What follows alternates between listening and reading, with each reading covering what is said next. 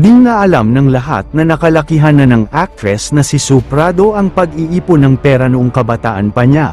Marahil nakaugalian na ito ng nasabing actress, matapos nga sa malungkot na nangyari kay Sue Prado ay tila mas nagulat ang mga di nakakakilala sa kanya sa mga natuklasan nito sa kanyang sariling bahay. Ika nga ng iba na pwede namang sa bangko na lamang sana inilagay ni Sue Prado ang kanyang mga naipon na pera dahil mas safe pa daw ito kaysa nasa bahay lang.